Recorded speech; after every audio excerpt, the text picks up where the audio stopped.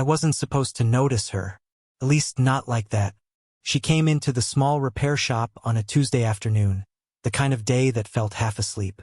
The rain had just stopped, leaving the air heavy and the floor streaked with wet footprints.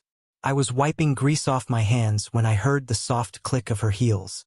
"Is anyone here who actually knows what they're doing?" she said. I turned around, and there she was, mid-40s maybe, poised, composed, with that kind of self-assurance that doesn't need to announce itself. Her eyes scanned the room like she'd already decided it wasn't worth her time. I smiled, nervous but trying to sound casual. "Depends what's broken." She raised an eyebrow. "My car window. It won't close all the way. I've already tried 3 shops. They told me to come here." Her tone wasn't rude, just tired, like she'd run out of patience for the world. I took her keys and nodded toward the parking lot. "Let me take a look." As we stepped outside, the clouds had started to clear. "I can walk home. It's not far." I hesitated. "You sure? It's still wet out." She looked at the sky, then back at me, a half-smile flickering at the corner of her mouth. "You sound like you worry too easily." And just like that, she turned away, coat pulled tight, heels clicking down the sidewalk. For some reason, I couldn't look away. The shop felt emptier after she left. The kind of silence that doesn't settle, just lingers. I told myself she was just another customer, that her voice, low, careful, and edged with something unspoken, didn't mean anything. But I kept hearing it. "Don't look." And the way her eyes said the exact opposite. That night, I stayed late to finish her car. Every sound in the shop, the buzz of the light, the hum of the drill, felt louder than it should have.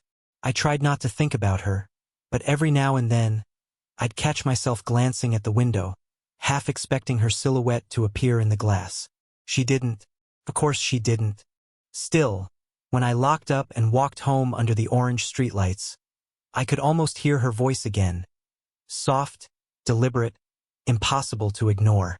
That night, I kept replaying her voice in my head, like I missed something, or maybe wanted something. She came back 2 days later. It was late afternoon, the kind of light that turns everything gold for a few quiet minutes before the day ends. I was behind the counter, half distracted by the sound of the radio, when I heard her voice again. "So, it works," she said. I looked up. She was standing by the door, holding her car keys, her hair slightly damp from the drizzle outside. She smiled, not wide, not warm, just polite. But her eyes lingered a little too long. "That's good," I said, trying not to sound too relieved. "Guess I did something right." "You did," she replied, "which is rare these days." Her words hung in the air for a second. I didn't know if she meant it as a compliment or something heavier. She walked closer to the counter, tracing her fingers over the old, scratched wood. "You always stay this late?" she asked. "Most days," I said. "I like the quiet." "Quiet can be dangerous," she murmured, almost to herself. There was something about the way she said it, soft, detached, that made me want to ask why. But I didn't. Instead, I handed her the invoice and watched as she dug through her purse. Her hands were steady, but I noticed a tiny tremor when she passed me the card. Not nervous, more like tired. "You okay?" I asked before I could stop myself. She looked up, startled by the question. Then she smiled again, but this time it didn't reach her eyes. "I'm fine. Just long week." I nodded, pretending to believe her. "Well, if it makes you feel better, your car should last longer than both of us now." She laughed. A short, quiet sound that felt like it came from somewhere she didn't visit often. "I'll hold you to that." It wasn't much, but it was something. She lingered by the door before leaving, looking out at the rain that had started again. Her reflection blurred in the glass, a figure caught between coming in and walking away. I wanted to say something, anything, just to keep her there a little longer. Instead, she spoke first. "You ever feel like you're trying too hard to keep things working, even when they're already broken?" I wasn't sure if she was talking about her car, or herself. "Yeah," I said quietly, "more than I'd like to admit." She looked at me then, really looked, like she was searching for something she didn't expect to find. Her lips parted slightly, like she was about to say something, but she didn't. She just nodded once, turned the door handle, and stepped into the rain. The sound of it filled the room after she left. 1,000 tiny drops hitting the roof, steady, rhythmic, almost like the silence she'd left behind. She looked at me like she wanted to say something, but didn't, and that silence felt louder than words. It started with a favor. Her car radio had stopped working, and she didn't want to bother another mechanic who'd charge her for breathing. Her words, not mine. So she came back, this time on a Friday evening just before closing. "I'll only take a minute of your time," she said, but her tone told me she already knew it would be longer. I told her to pull the car inside. She did, parking it crookedly, like she wanted an excuse to stay until I fixed it. The shop was empty, everyone else had gone home. The sky outside was a deep gray, thunder rolling somewhere far away. I slid into the passenger seat to check the fuse box. She sat beside me, close enough that I could hear her breathing. It wasn't awkward, exactly. More like both of us were pretending it wasn't. "You don't really seem like someone who likes fixing things," she said suddenly. I smiled, not looking up. "Why's that?" "You notice too much. People who notice too much usually end up breaking more than they fix." That caught me off guard. "Maybe that's why I'm good at it," I said quietly. She didn't reply, just watched me work, her hands folded neatly on her lap, her expression unreadable. A streak of lightning flashed across the window, lighting up the small space between us. For a second, I saw her face clearly, calm, but her eyes carried something else, something she didn't want me to name. The rain started, soft at first, then harder. The sound wrapped around us, making the air feel smaller. "You ever think about just leaving?" she asked suddenly. I looked at her. "Leaving what?" "Everything. Everyone. Starting over somewhere nobody knows you." Her voice trembled slightly on the last word. It was the first crack I'd seen in her. The kind that makes you forget your own walls. "Sometimes," I said, "but I don't think running fixes what's wrong inside." She turned to me then, a faint smile tugging at her lips. "You really shouldn't be that honest with someone like me." "Someone like you?" She opened her mouth, but before she could answer, her phone buzzed. She glanced at it, and whatever softness had been there vanished. "Sorry," she muttered, silencing the call. Her voice had gone cold again. "I should go." The storm outside was in full swing now, rain pounding the roof. She reached for the door handle, hesitated. "I didn't mean to," she started, then stopped. I don't know what came over me. Maybe it was the storm or the way she looked at me just then. Lost but pretending not to be. My hand moved before I could think, halfway to hers. Her eyes met mine, and for a second, the world shrank to that space between our fingers. Then she whispered, almost pleading, "You should go now." And I did. But only my body left that room. I tried not to see her again. For a while, it even worked. But a few weeks later, she came back. Not for her car this time, just standing by the doorway when I looked up from my workbench. No reason, no excuse. Just her, framed in the light, like a thought I hadn't finished thinking. "You look tired," she said. "Long week," I replied, echoing her old words without meaning to. She smiled faintly at that. "Guess we're both bad at resting." There was an awkward pause, the kind that hangs in the air too long.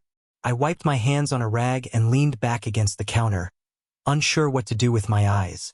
"I didn't come here for anything," she said finally. "I just needed to be somewhere that doesn't ask questions." I nodded. "You can stay." She didn't move for a long time.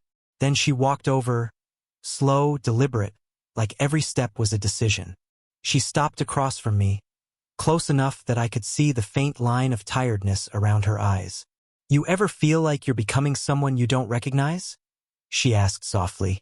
"All the time," I said. She let out a small laugh, but it sounded sad. I thought that stopped happening after a certain age. We both stood there, not knowing what came next. The shop was quiet, just the faint buzz of a light above us, the sound of rain again tapping against the roof. She reached out, brushed her fingertips against the workbench, then rested her hand flat on it. I mirrored the gesture on my side. There were maybe 12 inches between us. That small space felt unbearable. "You shouldn't be here," I said quietly. "I know. Then why are you?" She looked up, and her eyes caught mine. Steady, unflinching. "Because I can't seem to not be." I didn't know what to say to that. Words would have ruined it. So we stood there, the silence thick, neither of us moving, both pretending we weren't already too close. After a long time, I said the only thing that felt honest. "What are we doing?" She exhaled, the sound barely audible, her voice trembling when she finally answered. "I don't know. And that scares me." The air between us shifted, not with heat, but with truth. It wasn't lust or fantasy anymore. It was recognition. Two people quietly breaking the rules they'd set for themselves. She took a step back, her hand falling away. "We should stop." "Stop what?" I asked, though we both knew what she meant. She didn't reply. She just looked at me. Really looked. Like she was already mourning something we never even had. And in that silence, I realized how much noise feelings make when you're trying not to feel them. The next time I saw her, she wasn't wearing that calm, practiced mask she always carried. She looked lighter, but not in the way people do when they're happy. More like someone who's decided to stop fighting the current. It was early evening, the kind of gray that makes everything look softer. She stood outside the shop holding a small box. "I brought this," she said, "for helping me with the car." I took it carefully. Inside was an old fountain pen, silver, worn, beautiful. "This looks expensive." "It used to belong to someone I knew," she said quietly. "He was a writer. He always said people who work with their hands deserve something that remembers." There was a stillness in her tone that made me set the box down. "Was he important to you?" She smiled faintly, looking past me. "He was everything once, but I wasn't brave enough to love him the way he deserved." Her eyes flickered with something heavy, regret, maybe, but there was no bitterness. Only a strange tenderness that made my throat tighten. "I'm sorry," I said, though I wasn't sure why. "Don't be," she whispered. "You just remind me of him sometimes. Not how you look. It's the way you listen. Most people don't." That hit deeper than I expected. Because the truth was, she was the only person I wanted to listen to. For a moment, neither of us spoke. She leaned against the doorframe, tracing the shape of the pen box with her thumb. "You know, I used to think I'd already lived the best parts of my life," she said. "But lately," she trailed off, catching herself. "But lately what?" I asked. Her gaze found mine, steady and open. "Lately, I've been wrong." It wasn't a confession. It wasn't even flirtation. It was just truth, naked and quiet. Something shifted then. The air didn't feel heavy anymore, just fragile. Like if either of us said one wrong word, it would all fall apart. I took a step closer. Not enough to touch, but close enough that I could feel her warmth through the air. "You ever wish you could rewrite something?" I asked. Her eyes softened. "Every day." The rain started again, slow and deliberate, tapping against the window behind her. She looked toward the sound, then back at me. And then, for the first time since I'd met her, she took a breath. A deep, trembling one, like she hadn't allowed herself to in years. And when she exhaled, something changed. Her shoulders dropped. Her eyes lost their guard. For the first time, she looked at me without fear. After that night, she didn't come by for days. And I told myself it was fine, that maybe the moment had passed, that maybe it was better this way. But silence has a way of growing roots. When she finally showed up again, it was raining again. As if the weather couldn't decide whether to stop echoing us. She stood by the counter, soaked, hair clinging to her face, no umbrella. "I didn't know where else to go," she said quietly. I didn't ask why. I just reached for a towel, handed it to her, and watched as she dried her hands slowly. Every movement deliberate, as if buying time before she had to speak. "Did something happen?" I asked. She shook her head. "No, nothing happened. That's the problem." She sat down on the stool near the window, staring out at the rain. You ever wake up one morning and realize you've been surviving instead of living? I leaned against the counter, unsure what to say. Every morning, sometimes. That made her laugh. A real one this time, unguarded and warm. She looked at me then, eyes tired but alive. You shouldn't understand me this easily. It's dangerous. Maybe I don't, I said softly. Maybe I just want to. She held my gaze, and something in her shifted, like she was letting go of a weight she'd been carrying for too long. She didn't speak, but her silence wasn't distant anymore. It was honest. Minutes passed like that. The two of us saying nothing, letting the quiet do the work. Then she reached out, hesitantly, and placed her hand near mine on the counter. Not touching, not yet. Just close enough that the space between our fingers felt electric.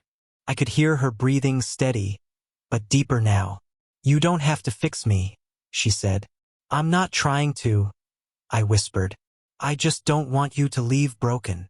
Her lips trembled into the faintest smile. She didn't look away this time. And slowly, like she was testing the air itself, her fingers brushed against mine. Barely. A ghost of contact. But it was enough to undo every wall we'd built. We didn't move closer. We didn't need to. The room was small enough for everything we weren't saying. She leaned her forehead against my shoulder, eyes closed, breathing quietly.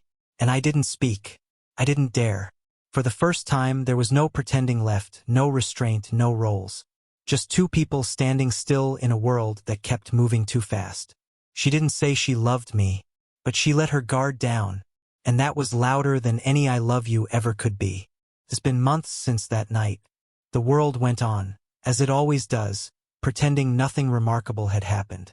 But sometimes, in the quieter moments, I still hear the rain against the window and remember the way she breathed beside me, like she'd finally stopped running. We didn't become anything. No titles. No promises.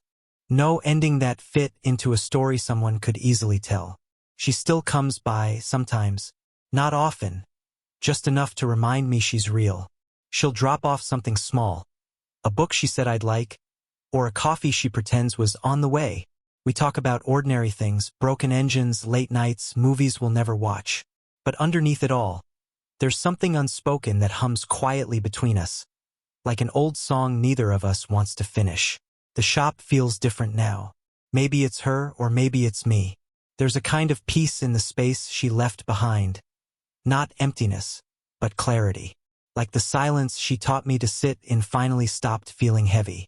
One evening, I found the silver pen she gave me, still in its box. I turned it over in my hand, the metal cool against my skin, and realized something. She never asked for it back. Maybe she didn't need to. Maybe that was her way of leaving a piece of her story here, knowing I'd carry it forward. I think that's what love really is, not possession, not promises, but presence. The kind that lingers quietly, long after words fade. Sometimes I wonder what she thinks when she looks at me now. If she still feels that same tremor of recognition, that quiet pull we both tried so hard to ignore. I don't ask. I've learned that some feelings are meant to stay unnamed, not because they're weak, but because naming them would make them smaller. The last time she came by, she stayed just long enough to watch the sun set through the dusty shop window. Neither of us said much. When she stood to leave, she looked at me for a long time, the kind of look that says thank you and goodbye at the same time. Take care of yourself, she said softly. You too, I replied. She smiled, that same quiet, knowing smile I first saw months ago. Then she walked out, the doorbell chiming softly behind her. I stood there for a while, watching the space she left behind. And for once, it didn't ache. I didn't just fall for an older woman. I fell into something rare, something true. And I hope, if you're listening, you find something like that too. Sparkles Engagement CTA. If this story made you feel something, let me know in the comments. Would you want more stories like this?